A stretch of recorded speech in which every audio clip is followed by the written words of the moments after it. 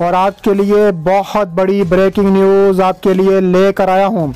ये खबर भी इजराइल से निकल कर आ रही है कि हमास ने इजराइल की चीखें निकाल दी।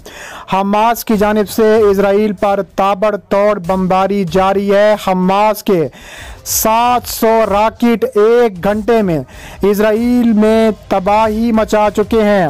इजराइल की गज़ा पर बमबारी जारी है, जिसके मुताबिक उन्होंने 10 खानदान को शहीद कर दिया है।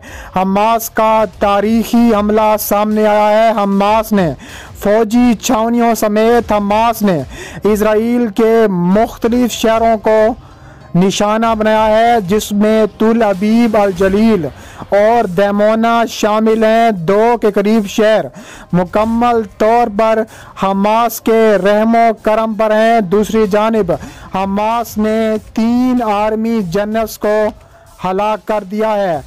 वीडियो की तफसीलात में आगे बढ़ने से पहले अगर आप हमास को सपोर्ट करते हैं तो हमारी वीडियो को एक लाइक ज़रूर करें। हमारे चैनल को सब्सक्राइब करके बेल आइकन पर ज़रूर क्लिक कर दें। नाजरीन ग्रामी, इजराइल के लिए हमास डरावना ख्वाब बन गया। इजराइल में घुसकर हमास ने तबाही मचा दी। हमास के 700 रॉकेट एक घंटे में इजराइल के 2 शहरों में बरस पड़े। हमास ने मजीद ताबड़तोड़ कार्रवाइयाँ करने का अंदिया दे दिया है। हम जंग हार रहे हैं। इजरायली आर्मी चीफ का रो रो कर मीडिया में अपनी नाकामी का एतराफ़ सामने आ गया। इसके अलावा गुज़िश्ता रोज़ फ़लस्तीनी और हमास के हैकरों ने इजराइल के सरकारी टीवी को भी हैक कर दिया और यरूशलेम फ़लस्तीन का अब्दी दारुल-हुकूमत स्क्रीन पर लिख दिया।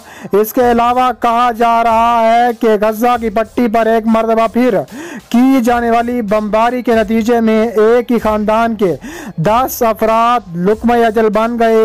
मेडिकल ज़राए ने बताया है कि अबू अताब फैमिली के 8 बच्चे, 2 ख़वातीन शाती महाजिर कैंप में एक 3 मंजिला इमारत पर इजरायली हमले में इस वक्त जामे शहादत नोश कर गए, जब उनका घर फ़ज़ाई हमले में मलबे का ढेर बन गया। अल अरबिया के नामा निगार ने बताया है कि बमबारी के बाद इजरायली फ़ौज ने ऐलान किया कि उन्होंने रमाला के इलाके में हमास के सिक्योरिटी हेड तौफीक अबू नाइम के मकान को निशाना बनाया है। ये इलाका अल-शाती महाजिर कैंप के करीब वाक़ है। ताहम इस बात की तस्दीक नहीं हो सकी कि हमले के वक्त वो अपने घर पर मौजूद थे या नहीं। इजरायली फ़ौज ने दावा किया है कि उन्होंने गज़ा की पट्टी में जारी फौजी कार्रवाई के दौरान एक ही घंटे में 700 रॉकेट दागे हैं। अमेरिकी सफरतकार हादी उमर जुम्मे के ही रोज़ खिताब मौजूद हैं और उनकी आमद का मकसद अमेरिका की जानिब से कशीदगी में कमी की कोशिशों को आगे बढ़ाना है। अल अरबिया नामा निगार के मुताबिक उन्होंने इजरायली सिक्योरिटी हकाम से अपनी मुलाकातों से मुतल्लिक कोई बयान जारी नहीं किया। दरअसल अक़वाम मुत्तहिदा की सलामती कौंसिल का इजलास इतवार के रोज़ मुनक़िद होगा। एक मिस्री अहदेदार ने नाम ज़ाहिर ना करने की शर्त पर बताया है कि इजराइल पहले ही मिस्र की जानिब से 1 साल की मुद्दत के लिए जंग की तजवीज़ मुस्तरद कर चुका है, जबकि हमास ने इस तजवीज़ पर रजामंदी जाहिर की थी। हमास ने सीज़ फायर पर रजामंदी के हवाले से अपनी शराइत पेश की हैं। अल अरबिया नामा निगार के मुताबिक हमास चाहती है कि हालिया तनाज़े के फ्लैश पॉइंट मशरकी बैतुल मुक़द्दस के इलाके अल शेख अल जराह से फ़लस्तीनियों की जबरी बेदखली से इजराइल बाज रहे। इस्लामी तहरीक मुज़ाहिमत का ये मुतालबा है कि मस्जिद अल-अक़सा में मुसलमानों को आज़ादाना इबादत की इजाज़त दी जाए और इजराइल गज़ा की पट्टी पर अपनी फ़ज़ाई हमले फौरी तौर पर बंद करे। हमास की फ़ौजी शाख ने सियोनियों के खिलाफ जंग में ड्रोन हथियारों का इस्तेमाल भी शुरू कर दिया है।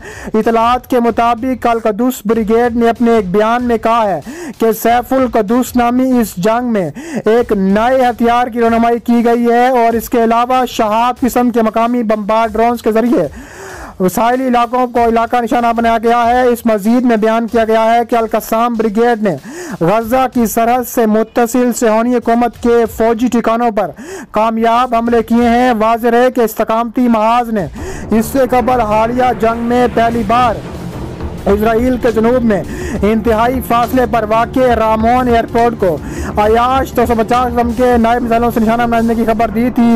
एक ऐसे वक्त में जब इजरायली फ़ौज ने फ़लस्तीन के इलाके गजा की पट्टी पर क़यामत डाल रखी है। जर्मनी ने फ़लस्तीनी तंजीम हमास के इसराइल पर रॉकेट हमलों की मजम्मत करते हुए इन हमलों को दहशत गर्दी करार दिया है। जर्मन वज़ारत ख़ारजा के तर्जुमान स्टीफन सैबर्ट ने एक प्रेस कॉन्फ्रेंस के दौरान कहा कि हमास के रॉकेट हमले दहशत गर्द हमले हैं जिनका वाहिद मकसद लोगों को अंधाधुंध कत्ल करना, इनमें खौफ व हरास पैदा करना है। उन्होंने मजीद कहा कि जर्मन चांसलर एंजेला मर्केल की हुकूमत हमास के रॉकेट हमलों पर इसराइल की फौजी कार्रवाई के हक़ दिफा की हमायत करती है। इसके अलावा इसराइली फ़ौज ने दावा किया था कि लबनान के इलाके अल-कलैला से इसराइल पर 3 रॉकेट दागे गए हैं। इस मौके के 24 घंटों के बाद इसराइली फ़ौज ने शाम की सरजमीन से भी रॉकेट दागे जाने का दावा किया है और कहा है कि ये रॉकेट वीरान इलाके में गिरे हैं जिनसे कोई नुकसान नहीं हुआ।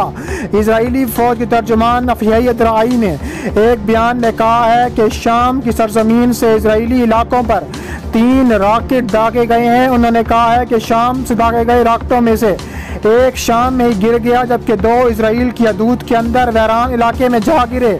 तर्जुमान ने मजीद बताया है कि शाम से इसराइल पर 3 रॉकेट दागे गए थे। ज़राए इब्लाग से मिलने वाली खबरों में बताया गया है कि जनूबी लबनान से इसराइल के बलाई इलाके अल जलील पर 3 रॉकेट दागे गए हैं जो अल जलील की शलोमी कॉलोनी में जा गिरे। दूसरी तरफ इसराइली फ़ौज ने बयान में कहा है कि वो लबनान की सरजमीन से इसराइल पर रॉकेट हमलों की तहकीकात कर रही है। इसराइली ज़राए इब्लाग के मुताबिक जनूबी लबनान से दागे गए 3 रॉकेट इसराइल के एक वैरान इलाके में जा गिरे। इसराइली फ़ौज तर्जुमान अफ़ियत राई ने एक ट्विटर बयान में बताया है कि लबनान की सरजमीन से 3 रॉकेट अल जलील के साहिली इलाकों पर दागे गए। इनका कहना था कि इन रॉकेट हमलों में खतरे के सायरन नहीं बजाए जा सके। इसके अलावा शाम और इसराइल की सरहद के मनाजिर और लबनान के शाम से 26 रॉकेट इसराइल पर दागे गए और जुमेरात के रोज इसराइली फ़ौज ने दावा किया था कि लबनान के सरहदी इलाके अल-कलैला से इसराइल पर 3 रॉकेट भी दागे गए हैं।